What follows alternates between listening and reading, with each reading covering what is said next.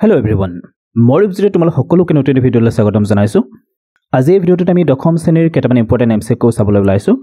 আৰু এই প্ৰশ্নসমূহ সেবাৰ নতুন আহিত যুগুতোৱা হৈছে। প্ৰথমটো প্ৰশ্ন আমাক দিছে ছাত্ৰজনে এটা বটলত 100 ml পানী আৰু 40 ml ভিনেগাৰ যোগ কৰিলে এটা বেলুনত 20 গ্ৰাম বেকিং সোডা ভৰাই বটলৰ মুখত লগাই দিলে। চিত্ৰত দেখুৱাৰ দৰে লাহে লাহে বেলুনটোৰ আকৃতি সলনি হৈ গ'ল। ছাত্ৰজনে দাবী কৰে যে এই পদাৰ্থ দুটাক মিহলি কৰোঁতে ৰাসায়নিক পৰিৱৰ্তন ঘটিছিল। ছাত্ৰজনে কৰা দাবী শুদ্ধ নেকি? প্ৰশ্নটোত আমাক কৈছে যে 100 ml পানীত 40 ml ভিনেগাৰ মিহলোৱা হৈছিল আৰু 20 গ্ৰাম বেকিং সোডা লোৱা হৈছিল। ক'ত? ইয়াতে বেলুনটো লোৱা হৈছিল। যদি ইয়াতে ভিনেগাৰ মিহলি পানীখিনিত বেকিং সোডা আহি লগ হ'বহি তেতিয়া ইয়াতে ৰিয়েকশ্যন হ'ব আৰু এই ৰিয়েকশ্যনৰ ফলতে তোমাৰ কি হ'বগে? তাত কাৰ্বন ডাই অক্সাইড গেছ নিৰ্গত হ'ব। কি গেছ নিৰ্গত হ'ব? কাৰ্বন ডাই অক্সাইড গেছ। আৰু এই কাৰ্বন ডাই অক্সাইড গেছ কি হ'ব? এই বেলুনটোৰ ভিতৰত প্ৰৱেশ কৰি বেলুনটোৰ আকাৰ সলনি কৰিব। এটা ছাত্ৰজনে দাবী কৰিছিল যে পদাৰ্থ দুটা মিহলি কৰোঁতে ৰাসায়নিক পৰিৱৰ্তন সংঘটিত হৈছে। ইয়েছ, ইয়াত এটা ৰাসায়নিক পৰিৱৰ্তন সংঘটিত হৈছে। গতিকে আমি ক'ম যে ছাত্ৰজনে যিটো দাবী কৰিছিলে সেই দাবীটো কি হয়? শুদ্ধ হয়। আৰু ইয়াৰ কাৰণটো আমি কেনেকৈ ব্যাখ্যা কৰিম? আমি কাৰণটো ক'ম যে গেছৰ ৰূপত কি হৈছে? ইয়াতে এটা নতুন পদাৰ্থৰ গঠন হৈছে। গতিকে শুদ্ধ অপশ্যনটো তোমাৰ হ'বগে এ।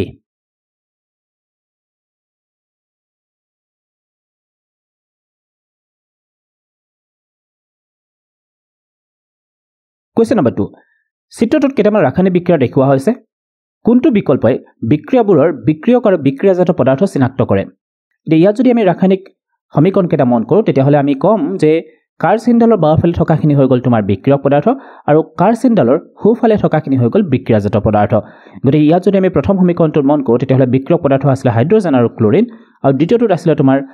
হাইড্ৰজেন। ইয়াত দুটা হাইড্ৰজেন আছিলে আৰু ইয়াতে কি হ'ব? তোমাৰ অক্সিজেন, ৰাইট? গতিকে শুদ্ধ অপশ্যনটো তোমাৰ কি হ'বগে? C.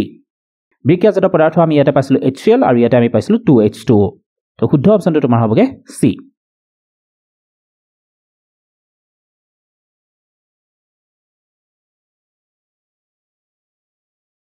Question number 3। Potassium chloride আৰু চিলভাৰ নাইট্ৰেটৰ মাজৰ ৰাসায়নিক বিক্ৰিয়াক ৰাসায়নিক সমীকৰণৰ দ্বাৰা দিয়া হৈছে। ইয়াত আমাক দেখুৱাইছে silver nitrate plus potassium chloride. ইয়াৰ ফলত উৎপন্ন হ'ব silver chloride plus potassium nitrate. এতিয়া ৰাসায়নিক সমীকৰণৰ পৰা কি অনুমান কৰিব পাৰি? এই সমীকৰণটো চাই আমি কি অনুমান কৰিব পাৰোঁ তাকে সুধিছে। প্ৰথমে আমাক প্ৰথমটো অপশ্যন দিয়া আছে চিলভাৰ নাইট্ৰেট আৰু পটাছিয়াম ক্লৰাইডে বিযোজন বিক্ৰিয়া কৰি চিলভাৰ ক্লৰাইড আৰু পটাছিয়াম নাইট্ৰেট গঠন কৰিছে। অ'কে, তো অপশ্যন কেইটা যদি আমি ভালকৈ মন কৰোঁ ইয়াত গোটেইখিনি তথ্য একেই আছে, কিন্তু ইয়াত বিক্ৰিয়া কেইটাৰ নামকেইটা আমাক বেলেগ বেলেগকৈ দিয়া আছে। প্ৰথমটো আমাক দিয়া আছিলে বিযোজন বিক্ৰিয়া, দ্বিতীয়টো আমাক দিয়া আছে প্ৰতিস্থাপন বিক্ৰিয়া, তৃতীয়টো আমাক দিয়া আছে সংযোজন বিক্ৰিয়া আৰু চতুৰ্থটো আমাক দিয়া আছে ডি অপহৰণ বিক্ৰিয়া। এতিয়া আমি ক'ব লাগে যে ইয়াত বিক্ৰিয়া কোনটো সংঘটিত হৈ আছিলে। তো তেতিয়াহ'লে আমি যদি ভালকৈ মন কৰোঁ সমীকৰণটো তেতিয়াহ'লে আমি মন কৰিলে গম পাম যে ইয়াত কি হৈ আছে? আয়নৰ কি হৈ আছে? তোমাৰ হাল সলনি হৈ আছে। ইয়াত যদি আমি চাওঁ চিলভাৰ নাইট্ৰেটটো ইয়াতে চিলভাৰৰ লগত আছিলে, কিন্তু বিক্ৰিয়া সংঘটিত হোৱাৰ পিছত এই নাইট্ৰেট আয়নটো ক'লে গুচি গ'ল? পটাছিয়ামৰ লগত। আৰু পটাছিয়ামৰ লগত থকা এই ক্লৰাইড আয়নটো তোমাৰ কি হৈ গৈছিলে? চিলভাৰৰ লগত লগ লাগিছিলে। গতিকে আমি ক'ব পাৰোঁ যে ইয়াতে আয়নৰ হাল সলনি হৈছে। গতিকে ই এটা কি হয়? তোমাৰ ডি অপহৰণ বিক্ৰিয়া। অৰ্থাৎ চিলভাৰৰ লগত কোন লগ লাগিছিলে? ক্লৰিন। আৰু নাইট্ৰেট কাৰ লগত লগ লাগিছিলে? পটাছিয়ামৰ লগত। গতিকে ই এটা ডি অপহৰণ বিক্ৰিয়াৰ উদাহৰণ। শুদ্ধ অপশ্যনটো তোমাৰ হ'বগে ডি।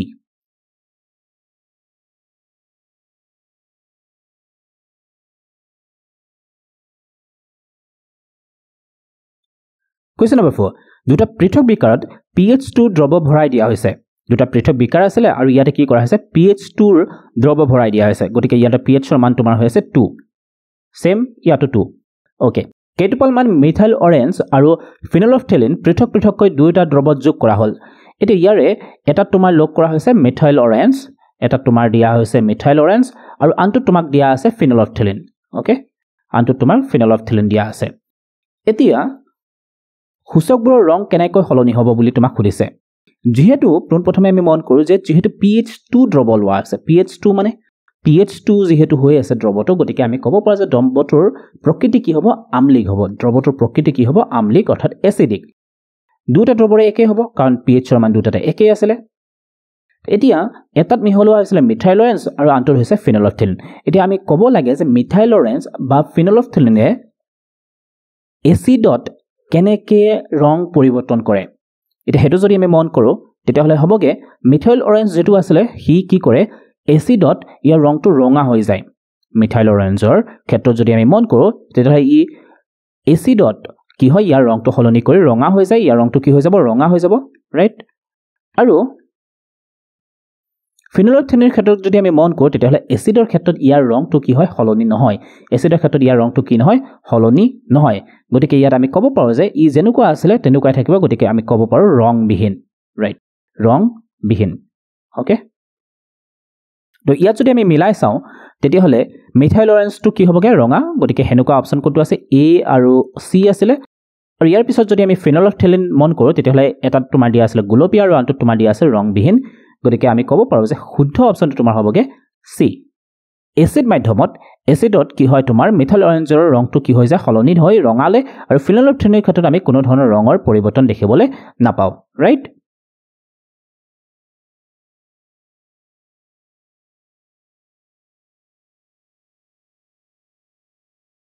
এখানে তোমাল সকলোলৈকে এটি অনুৰোধ কৰিব বিচাৰো যে তোমালোকে যদি মোৰ ভিডিওবোৰ চাই ভাল পাইছা তেতিয়াহ'লে তোমালোকে চেনেলটো সাবস্ক্ৰাইব কৰাৰ লগতে তোমালোকৰ বন্ধুবিলাকৰ মাজতো শ্বেয়াৰ কৰিবা লগতে মোৰ টেলিগ্ৰাম চেনেল আৰু হোৱাটছএপ চেনেলটো তোমালোকে জয়েন কৰি ল'ব পাৰা ওকে ভিডিওটোলৈ আগবাঢ়ো কোৱেশ্চন নম্বৰ 5 যেতিয়া এটা গোটা পদাৰ্থ Xত লঘু সালফাৰিক এসিড যোগ কৰা হয় তো এটা পদাৰ্থ আছিল X আৰু ইয়াত যোগ কৰা হৈছে লঘু সালফাৰিক এসিড আমি যোগ কৰা হ'ল তেতিয়া কি হ'ব তেতিয়া গোটা পদাৰ্থটো লবণ গঠনৰ লগতে এটা গ্যাস উৎপন্ন হৈছে সল্ট উৎপন্ন হৈছে লবণ আৰু এটা কি হৈছে গ্যাস উৎপন্ন হৈছে গ্যাসটো হ'ল তোমাৰ Y আৰু এটো কি হয় তোমাৰ গ্যাস ওকে এটা তোমাক কি সুধিছে এটা কৈছে যে X আৰু Y কি হ'ব বুলি আমাক সুধিছে এতিয়া এই প্ৰশ্নটো যদি আমি মন কৰো তেতিয়া হলে আমি এটা ধাৰণা লগাই ল'ব পাৰো যে সালফাৰিক এসিড এসিডৰ লগত যেতিয়া ধাতুৱে বিক্ৰিয়া কৰে হাইড্ৰোজেন গ্যাস নিৰ্গত হয় কি গ্যাস নিৰ্গত হয় hydrogen gas right hydrogen gas গতিকে ইয়াৰ পৰা যদি আমি অপচন কেইটা বাছিবলৈ চেষ্টা কৰো y মানটো হাইড্ৰোজেন হোৱা কেইটা আছে ইয়াতে দুটা গতিকে অপচন তোমাৰ b আৰু d ভিতৰত কোনবাটো হ'ব এতিয়া b তোমাৰ x ৰ মানটো দিয়া আছে জিংক আৰু ইয়াত দিয়া আছে তোমাৰ কাৰ্বন গতিকে জিংক আৰু কাৰ্বনৰ ভিতৰত তুমি কাক বাছি লবা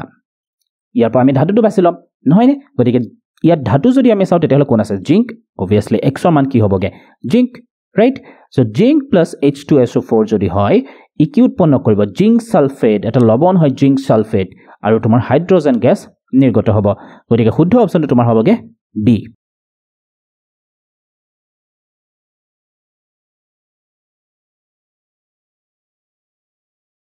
কোৱেশ্চন নম্বৰ 6 আধুনিক পৰ্যাপ্ত তালিকাৰ ওপৰত ভিত্তি কৰি তল কোনটো বিকল্পই মৌলবোৰক পাৰমাণৱিক সংখ্যাৰ বৰ্ধিত ক্ৰমত সজাইছে ইয়াত সিম্পল একেবাৰে তোমাক পাৰমাণৱিক সংখ্যাৰ বৰ্ধিত ক্ৰমতহে সজাব দিছে গতিকে আৰম্ভণিৰ পৰা যদি আমি চাও okay carbon nitrogen oxygen Florin নিয়ন তোমালোকে পাৰমাণৱিক সংখ্যাৰ বৰ্ধিত আকাৰত মাতি গলে হ'ল একৰ পৰা তুমি আৰম্ভ কৰিলা তো এনেকৈ গৈ কিনে যদি কমটো মিলা নাই তেতিয়াহ'লে তুমি গম পাবা ওকে ইয়াত শুদ্ধ ক্ৰমত নাই তো ইয়াত যদি আমি চাও কাৰ্বন নাইট্ৰজেন অক্সিজেন ফ্লোৰিনৰ পিছত কি আহে নিয়ন আহে গতিকে ইয়াত কি আছে নিয়নটো আগত আছে গতিকে এটো নহয়গে ঠিক আছে নেকি ইয়াত যদি আমি চাও sulphur chlorine argon potassium calcium এনেকৈ আছিল sulphur chlorine argon potassium calcium কিন্তু ইয়াত উল্টা হৈ আছে গতিকে এই অপচনটো নহয়গে তাৰ পিছত ইয়াতে যদি আমি চাও হাইড্ৰোজেন লিথিয়াম হিলিয়াম হৈ আছে ন হাইড্ৰোজেন হিলিয়াম লিথিয়াম বেৰিলিয়াম বৰন এনেকৈ হ'ব লাগিছিল হাইড্ৰোজেন হিলিয়াম লিথিয়াম বেৰিলিয়াম বৰন এনেকৈ হ'ব লাগিছিল গতিকে এটো মিলা নাই ইয়াত যদি আমি চাও sodium magnesium aluminium silicon phosphorus sulphur like that okay so ইয়াত শুদ্ধ অপচনটো তোমাৰ কি হ'বগে ডি এটো একেবাৰে সিম্পল প্ৰশ্ন আছিল ৰাইট তোমালোকে জাস্ট পাৰমাণৱিক সংখ্যা বৰ্ধিত ক্ৰমত সজাই কিনে চাব লাগে এইটোই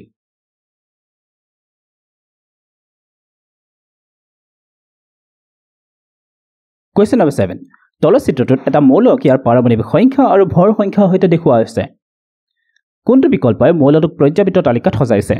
যেটো মৌল আমাক দিয়া আছে হেতু হৈ গল তোমাৰ ফসফৰাছ ইয়াৰ পাৰমাণৱিক সংখ্যা হৈ গল 15 ভৰ সংখ্যা দিয়া আছে 31 এতিয়া আমাক সিম্পল এটা কথা সুধিছে যে এই মৌলটো পৰ্যাপ্ত তালিকাৰ কোনটো বৰ্গ বা পৰ্যায়ত থাকিব এটা 15 যদি আমি নাম্বাৰটোলে মন কৰো তেতিয়াহলে ইয়াক যদি আমি ইলেক্ট্ৰনিক বিন্যাসৰ সহায়ত লিখিবলৈ চেষ্টা কৰো তেতিয়াহলে কি হ'বগে 285 আৰু ইয়াত যদি আমি চাও কিমানটা কক্ষ আছে তিনিটা তো যিমানটা কক্ষ আছে হিমানটা পৰ্যায়ত আছে হিমান নম্বৰ পৰ্যায়ত আছে যিমানটা কক্ষ আছে হিমান নম্বৰ পৰ্যায়ত আছে অৰ্থাৎ পৰ্যায়ৰ সংখ্যাটো আমি গম পালো 3 পৰ্যায় 3 থকা ইয়াতে দুটা অপচন আছে বি আৰু ডি বিত এটা লিখা আছে বৰ্গ 5 হ'ব আৰু আনটো লিখা আছে বৰ্গ 15 হ'ব এটা ফসফৰাছৰ ক্ষেত্ৰত যদি আমি মন কৰো ফসফৰাছৰ ক্ষেত্ৰত এটা তোমালোকে অকমান আইডিয়া এটা লগাব পাৰা ফসফৰাছ যি সকলো মনত আছে তেওঁলোকতো ভালেই অকল 15ত আছে গতিকে ইয়াৰ বৰ্গ 15 হ'ব যি সকলো অকমান ধৰিব পৰা নাই কথাটো তেতিয়া এনেকা মন কৰি চাব পাৰা যে আমি জানো যে পৰ্যায়বিতৰ তালিকাৰ একেবাৰে শেষৰ যেটো বৰ্গ হেতু হৈ গল 18তম বৰ্গ কিমানতম বৰ্গ 18তম বৰ্গ অৰ্থাৎ ইয়াত কি থাকে তোমাৰ সম্ভ্ৰান্ত গেছবিলাক থাকে ইয়াত কি থাকে সম্ভ্ৰান্ত গেছবিলাক থাকে এটা যেহেতু ইয়াৰ সংখ্যাটো কিমান 15 গতিকে এনেকৈ গৈ গৈ 18 পাব লাগিছিল তো সেই কাৰণে ইয়াতে 15 আমাক কত থাকিব ইয়াতে থাকিব 15 16 17 18 গতিকে এটো যদি 18 নম্বৰ বৰ্গ হয় তাৰ আগতে কি হ'ব 17 16 15 obviously ফসফৰাছ কিমানত থাকিব 15 নম্বৰ বৰ্গত থাকিবগে গতিকে শুদ্ধ অপচনটো তোমাৰ কি হ'বগে ডি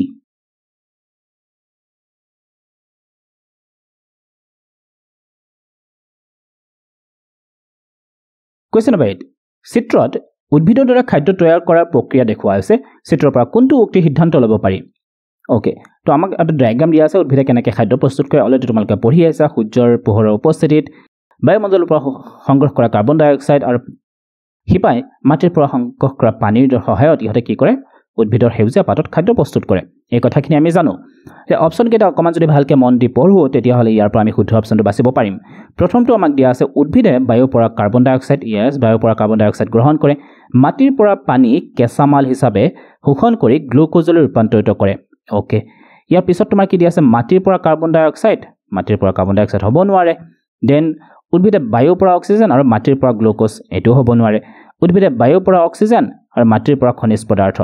পদাৰ্থটো হয় কিন্তু খাদ্য প্ৰস্তুতৰ কাৰণে নহয়গে গতিকে উদ্ভিদে বায়ুৰ পৰা কাৰ্বন ডাই অক্সাইড আৰু মাটিৰ পৰা পানী কেঁচামাল হিচাপে শোষণ কৰি ইয়াক গ্লুকোজলৈ ৰূপান্তৰিত কৰে তো শুদ্ধ অপচনটো তোমাৰ হ'বগে এই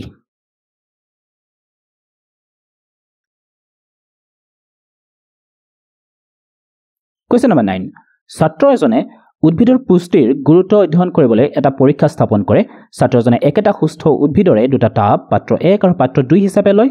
দুইটা পাত্ৰ বায়ে থৈ ভালদৰে পানী দিয়া হল এক নং পাত্ৰটো তেনেকৈ ৰখা হৈছিল আনহাতে 2 নং পাত্ৰটো কষ্টিক ছডাৰ সৈতে বায়ুদ্ধ কাছৰ বাকচ ৰখা হৈছিল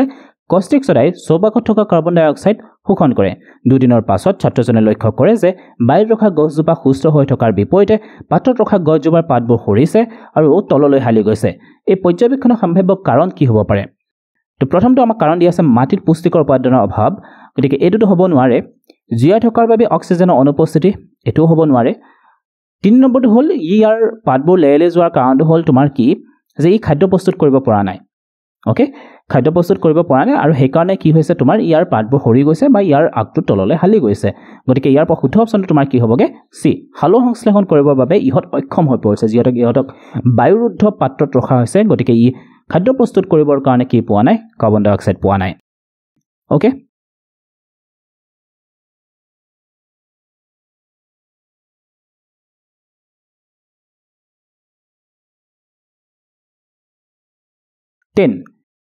ছবিখনত এটা নিউৰনৰ গঠন দেখুওৱা হৈছে আমাৰ নাকে এটা গোন্ধ অনুভৱ কৰাৰ পিছত কোনটো বিকল্পই আমাৰ শৰীৰত এই অনুভূতিৰ প্ৰভাৱ ব্যৱস্থা দেখুৱায়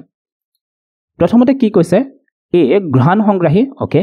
যেতিয়া আমি গোন্ধ এটা লাভ কৰো তেতিয়া আমাৰ শৰীৰৰ ঘ্ৰাণ সংগ্ৰাহী যিবিলাক অংগ থাকিব সিহঁতে কি কৰিব সেই গোন্ধটো সংগ্ৰহ কৰে তাৰ পিছত কি কৰিব ইয়াক ঘ্ৰাণ সংগ্ৰাহী অংগৰ লগত জড়িত যিখিনি স্নায়ুকোষ থাকিব তাৰ যিবিলাক ড্ৰেণ্ডাইট আছিল ড্ৰেণ্ডাইটৰ প্ৰান্ত হেবিলাকে কি কৰিব এই সংকেতটো গ্ৰহণ কৰিব আৰু ইয়াক গ্ৰহণ কৰি কোলে পঠাই দিব স্নায়ুকোষৰ কোষ দেহৰ পঠোৱাৰ পিছত ই কোলে গুচি যাব একচন হৈ কিনে ই এনেকে গৈ কিনে কি হ'ব তোমাৰ স্নায়ুকোষৰ প্ৰান্তীয় অংশটো পাবগে আৰু এই প্ৰান্তীয় অংশটোৰ পিছত আকৌ কি হ'ব পৰৱৰ্তী ডেণ্ডাইটৰ লগত ই কি হ'ব মিলিত হ'ব আৰু ইয়াতে কোন থাকে সাইনাপছ থাকে ৰাইট তো ইয়াৰ পৰা যদি আমি শুদ্ধ অপচনটো বাছিবলৈ চেষ্টা কৰোঁ প্ৰথমটো আমাক দিয়া আছে ঘ্ৰাণ সংগ্ৰাহী তাৰ পিছত কি কৈছে এটা স্নায়ুকোষৰ ডেণ্ডাইটৰ প্ৰান্ত ওকে তাৰ পিছত কৈছে একচন ওকে স্নায়ুকোষৰ হেংক প্ৰান্ত তাৰ পিছত সংকেত প্ৰেৰণ আৰু তাৰ পিছত অন্য স্নায়ুকোষৰ ডেণ্ডাইটৰ প্ৰান্ত গতিকে শুদ্ধ অপচনটো তোমাৰ হ'বগে এ বাকি কিটা যদি আমি মন কৰো কত ভুল হৈ আছে ইয়াত তোমাৰ দিয়া আছে ঘ্ৰাণ গ্ৰহণকাৰী ওকে এটা স্নায়ুকোষৰ ডেণ্ডাইটৰ প্ৰান্ত একচন কোষ দেহ ওকে তো কোষ দেহটো আগতে আহে তাৰ পিছতহে একচন আহেগে অপচন সি তোমাক দিয়া আছে সাদ গ্ৰহণকাৰী এতিয়া আমি যেহেতু গোন্ধৰ কথা কৈ আছো গতিকে ইয়াতে ঘ্ৰাণ গ্ৰহণকাৰীয়ে হ'ব গতিকে সাদ কেনেকৈ হ'ব তো C and D cancel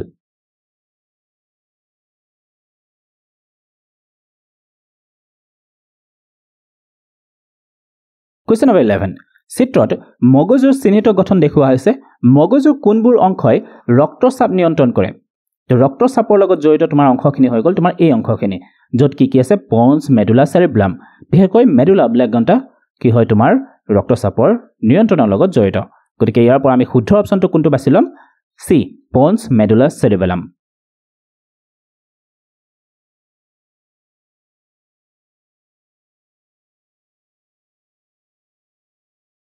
Question number 12. জ্যামিতিক আকৃতি ব্যৱহাৰ কৰি দুজন ব্যক্তিক দেখুওৱা হৈছে ইহঁতৰ লিংগ ক্ৰমোজম আমাক দিয়া আছে XF XM আৰু Y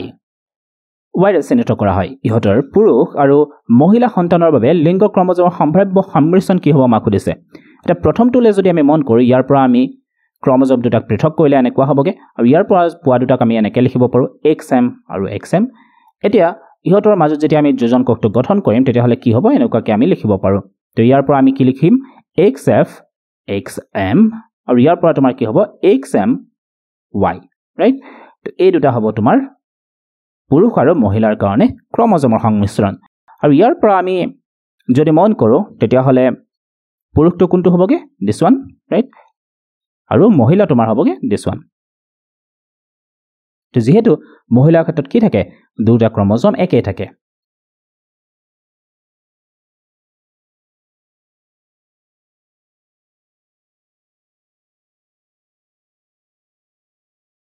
Question number 13. এজন ছাত্ৰই অধ্যয়ন কৰে যে পাখিয়ে চৰাই ডেউকাবোৰ ৰাখে আনহাতে বাদুলি ডেউকাবোৰ মূলতঃ দীঘলীয়া আঙুলিৰ মাজত টানি থোৱা ছালৰ ভাঁজ ইহঁতৰ ডেউকাৰ আৰ্হি গঠন আৰু উপাদানৰ ভিন্নতা থাকে আৰু সেয়েহে ইহঁতৰ ডেউকা বহুত বেলেগ দেখাত একে ধৰণৰ কাৰণ দুটা উৰণনৰ বাবে ব্যৱহাৰ কৰা হয় তো এইখিনি মন কৰিবলগীয়া ইহঁত দেখাত একে নিচিনা বুজি পাইছানে ইহঁতৰ কামটো একে উৰণৰ বাবে ব্যৱহাৰ কৰে ইহঁতৰ উৎপত্তি একে নহয় বুলিও তেওঁ অধ্যয়ন কৰিছিল ওকে তো চৰাই ডেউকা আৰু বাদুলি ডেউকা কি হৈছে তোমাৰ ইহঁতৰ উৎপত্তি দিশৰ পৰা একে নহয় কিন্তু ইহঁতৰ কামটো একে গতিকে এই দুটা প্ৰজাতিৰ ডেউকা কেনে ধৰণৰ বুলি তোমাক সুধিছে এটা মেইনলি ইয়াত আমি ক'ব লাগে যে এই অংগ দুটা সমহস্ত অংগ নে সমভিত্তিক অংগ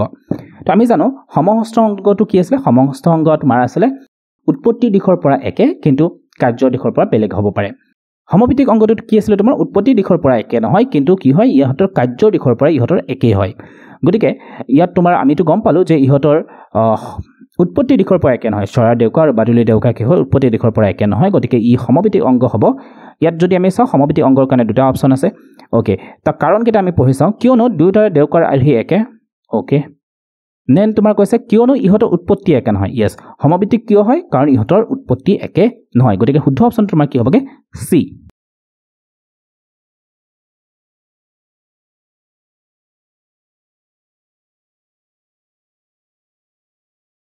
Question number 14. চিত্ৰত অবতল দাপোন এখনত আপতিত ৰশ্মিৰ পথ দেখুওৱা হৈছে প্ৰতিবিম্ব গঠন হ'বলৈ প্ৰতিফলিত ৰশ্মিবোৰ ক'ত লগ লাগিব এতিয়া যিখন অবতল দাপোন আমাক দিয়া আছে এই অবতল দাপোনখনৰ কি হৈ আছে তোমাৰ দুটা ৰশ্মি আমাক দিয়া আছে পোনপ্ৰথমে আমি এই ৰশ্মিকেইটা কোন দিশেৰে যাব আমি তাকে চাই লওঁ আমি জানো যে তোমাৰ মুখ্য অক্ষৰ সমান্তৰালকৈ অহা ৰশ্মিবিলাক কি হয় প্ৰতিফলনৰ পিছত কোনফালে পাৰ হৈ যায় প্ৰতিফলনৰ পিছতেই পাৰ হৈ যায় ফকাছৰ মাজেৰে ৰাইট তো গতিকে এই ৰশ্মিটো কোন পিনে যাব এই দিশেৰে যাব এনেকৈ আকৌ ফকাছৰ মাজেৰে যিবিলাক ৰশ্মি পাৰ হৈ গৈছে সেইবিলাক কোনফালেৰে যাব সেইবিলাক তোমাৰ মুখ্য অক্ষৰ সমান্তৰালকৈ যাব মুখ্য অক্ষৰ সমান্তৰাল হৈ যাব ৰাইট এতিয়া ইহঁত ক'ত মিলিত হৈ গ'ল ইয়াত মিলিত হ'ল এই পজিশ্যনটো হ'ব তোমাৰ চি আৰু এফৰ মাজত ক'ত থাকিব চি আৰু এফৰ মাজত গতিকে শুদ্ধ অপচন তোমাৰ হ'বগে চি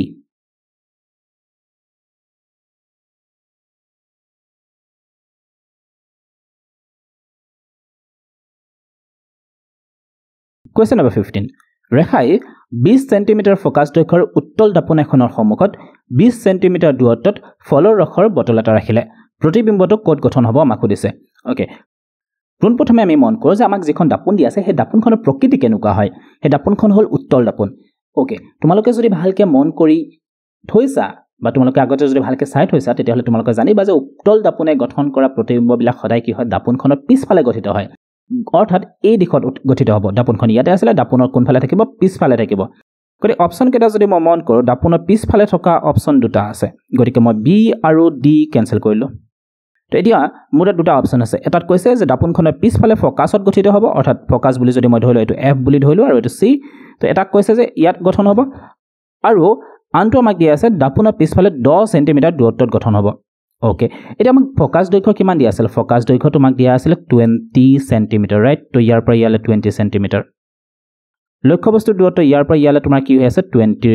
ৰাইট এতিয়া মই যদি ইয়াত ৰশ্মি চিত্ৰৰ সহায়ত ইয়াক অকমান চেষ্টা কৰো তেতিয়া হলে ইয়াৰ উত্তৰটো অংকটো নকৰাকে আমি ক'ব পাৰো তো কেনেকৈ ক'ব পাৰো ইয়াৰ পৰা যদি মই ধৰি লওঁ যে ইয়াৰ পৰা এটা ৰশ্মি আহিছে আৰু প্ৰতিফলনৰ পিছত ই কোন ফালৰ পৰা যোৱা যেন লাগিব ফোকাসৰ পৰা ওলাই যোৱা যেন লাগিব গতিকে এনেকৈ গুছি যাব ওকে অন্য এটা ৰশ্মি যদি আমি সি দিশত অহা বুলি ধৰি লওঁ তেতিয়া হলে ইয়াক আমি এনেকৈ সংযোগ কৰিব পাৰো সি দিশত অহা ৰশ্মিটো আকৌ একে পথৰে ঘূৰি যাব এতিয়া ইয়াত যদি আমি মন কৰো তেতিয়া হলে এই ৰশ্মি দুটা ক'ত মিলিত হ'ল এই বিন্দুটোত এতিয়া আমি কি মন কৰিলো এতিয়া মন কৰিলো যে ই দাপোনৰ পিছফালেটো গঠিত হ'ব দাপোনৰ পিছফালে গঠিত হ'ব কিন্তু ক'ত থাকিব ই ক'ত থাকিব দাপোনৰ পিছফালে এটা কিবা দূৰত্বত থাকিবগে কিন্তু ই কি নহয় ফোকাসত গঠিত নহয়গে প্ৰথম অপচনটো আমাক কি দিয়া আছিল দাপোনৰ পিছফালে ফোকাসত দিয়া আছিল তো আমি দেখা পালো যে ফোকাসত গঠন হোৱা নাই ফোকাসৰ আগত গঠন হৈছে গতিকে অপচন হিচাপত যদি আমি মান উলিয়াও নাচাও তেতিয়াহলে আমাৰ হাতত এটাই অপচন আছে গতিকে that will be the correct one right এই প্ৰশ্নটো তুমি ইউ আৰু এফ ধৰি কিনেও কৰিব পাৰা কিন্তু তাতকৈ আমি অকমান ৰিজনিংটো যদি ব্যৱহাৰ কৰো তেতিয়াহলে ইয়াৰ উত্তৰটো আমি সহজতে উলিয়াব পাৰো অকমান প্ৰেক্টিস কৰিব লাগিব তাৰ পিছতে তোমাৰ ককমা আইডিয়াখিনি আহিব যে কেনেকৈ আমি অংকটো নকৰাকৈ ইয়াৰ মানটো উলিয়াব পাৰো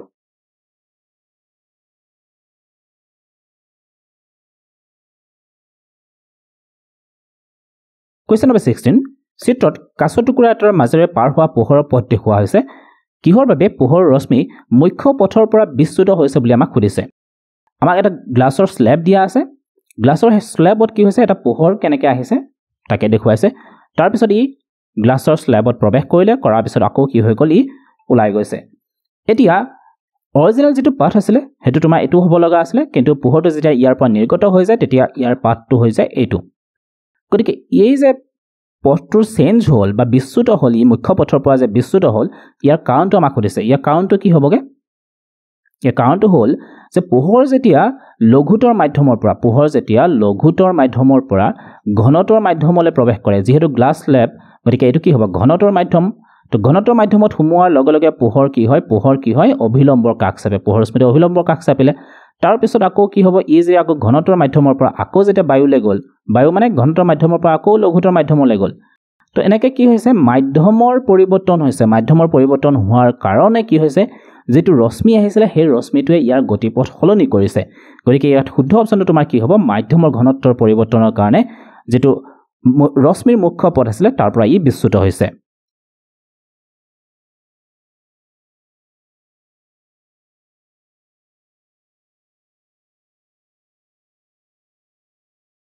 চিত্ৰত প্ৰিজমৰ মাজেৰে বগা পোহৰৰ বিস্ফোৰণ দেখুওৱা হৈছে যদি আমি প্ৰিজমৰ তাৰ ভিতৰলৈ বগা পোহৰ মাৰি পঠিয়াও তেতিয়াহলে ইয়াত কি হয় পোহৰৰ হাতুটা ৰং কি হৈ যায় পৃথক হৈ যায় এতিয়া ইয়াত আমাক কেৱল তিনিটা ৰং দেখুওৱা আছে x y আৰু z আমি এতিয়া বাছনি কৰিব লাগে যে x y z কোন কেটা ৰং হ'ব ওকে তো আমাৰ মুখ্যত কি ৰং দিয়া আছে ৰঙা সেউজীয়া আৰু বেগুনীয়া দিয়া আছে এতিয়া আমি জানো যে বেগুনীয়া পোহৰ বা বেগুনীয়া ৰংটোৰ কি হয় তৰংগ দৈৰ্ঘ্য বহুতে ছুটি হয় আৰু সেই কাৰণে ইয়াৰ বিস্ফোৰণ কি হয় বেছিকে হয় গতিকে x টো তোমাৰ হ'বগে বেগুনীয়া ৰাইট আৰু ৰঙা ৰঙৰ তৰংগ দৈৰ্ঘ্যটো সবচে বেছি হোৱাৰ কাৰণে ইয়াৰ বিস্ফোৰণ সবচে কম হয় গতিকে z টো তোমাৰ হ'বগে ৰঙা আৰু আনটো তোমাৰ কি হ'বগে সেউজীয়া ৰাইট আৰু ইয়াত তুমি এটা বস্তুৱে মনত ৰাখিবা হেতু হ'ল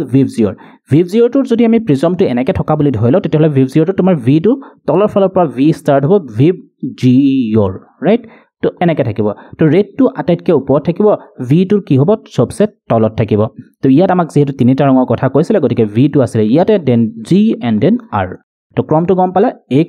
y z গতিকে x টো কি হ'ব তোমাৰ x টো তোমাৰ হ'বগে বেগুনীয়া y টো তোমাৰ হ'ব সেউজীয়া আৰু z টো তোমাৰ হ'বগে ৰঙা তো শুদ্ধ অপচনটো হ'বগে b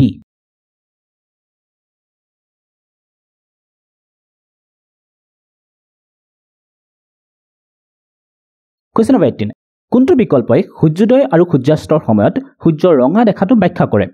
প্ৰথমটো অপচন আমাক কৈছে বায়ুমণ্ডলৰ দ্বাৰা আটাইতকৈ বেছি ৰঙা ৰঙৰ বিক্ষেপণ হয় নহয়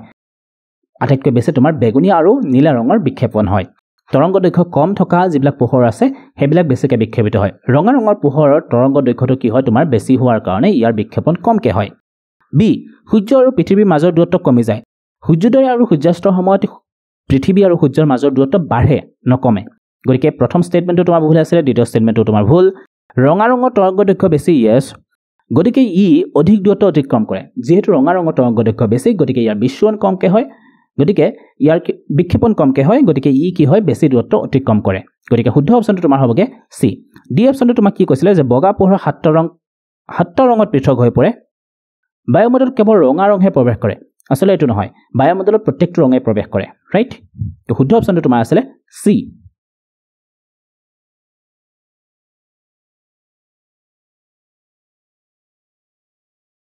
Question number 19 এজন ছাত্ৰই অধ্যয়ন কৰে যে তাপভিত্তিক শক্তি প্ৰকল্পত বিদ্যুৎ উৎপাদন বৃহৎ পৰিমাণৰ জীৱাশ্ম ইন্ধন জ্বলাই কৰা হয় তেওঁ এই বিষয়ে অধ্যয়ন কৰে যে তাপভিত্তিক প্ৰকল্পক শক্তিৰ বেয়া উৎস বুলি গণ্য কৰা হয় কিয়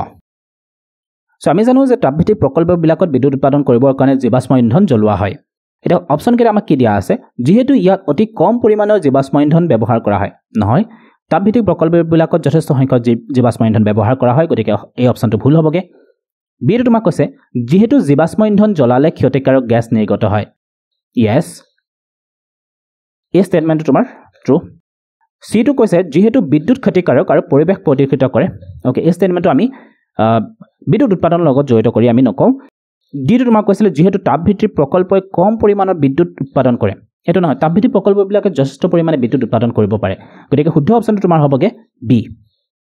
যেহেতু জীৱাশ্ম ইন্ধন জ্বলালে ক্ষতিকাৰক গেছ নিৰ্গত হয় সেইকাৰণে আমি ইয়াক কি বুলি ক'ব পাৰো শক্তিৰ বেয়া উৎস বুলি আমি ক'ব পাৰো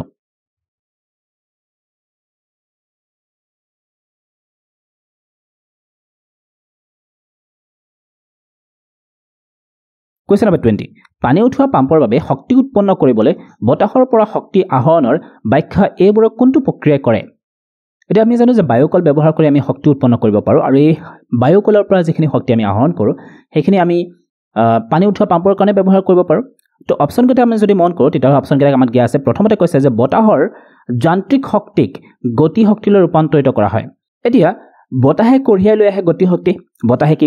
কঢ়িয়াই লৈ আহে গতি শক্তি আৰু এই গতি শক্তিৰ কাৰণে কি হয় তোমাৰ পাংখা কেখন ঘূৰিবলৈ ধৰে অৰ্থাৎ গতি শক্তিৰ কাৰণে তোমাৰ কি সৃষ্টি হয় যান্ত্ৰিক শক্তিৰ সৃষ্টি হয় কি সৃষ্টি হয় যান্ত্ৰিক শক্তিৰ সৃষ্টি হয় গতিকে ইয়াৰ পৰা যদি আমি অপচনটো বিচাৰো তেতিয়াহ'লে বতাহৰ গতি শক্তি কি হয় যান্ত্ৰিক শক্তিলৈ ৰূপান্তৰ ৰাইট তো B is the correct one সিটো তোমাক কৈছিলে কি বতাহৰ যান্ত্ৰিক শক্তি স্থিতি শক্তিলৈ এটো হ'ব নোৱাৰে স্থিতি শক্তি হ'ব নোৱাৰে দেন বতাহৰ স্থিতি শক্তি নো যান্ত্ৰিক শক্তিলৈ ৰূপান্তৰ গতিকে শুদ্ধ অপচনটো তোমাৰ আছিল বতাহৰ গতি শক্তিক যান্ত্ৰিক শক্তিলৈ ৰূপান্তৰিত কৰে বায়ুকলে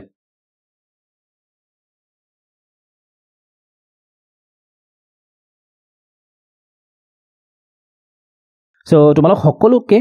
ভিডিওটো শেষলৈ চোৱাৰ বাবে বহুত বহুত ধন্যবাদ তোমালোকে মোক ফলো কৰিব পৰা টেলিগ্ৰামৰ হোৱাটছআপ চেনেলত তোমালোকে যদি মোৰ ভিডিওবোৰ চাই ভাল পাইছা তেতিয়াহ'লে চেনেলটো সাবস্ক্ৰাইব কৰাৰ লগতে তোমালোকৰ বন্ধুবিলাকৰ মাজত শ্বেয়াৰ কৰি দিবা okay so thank you once again have a nice day bye by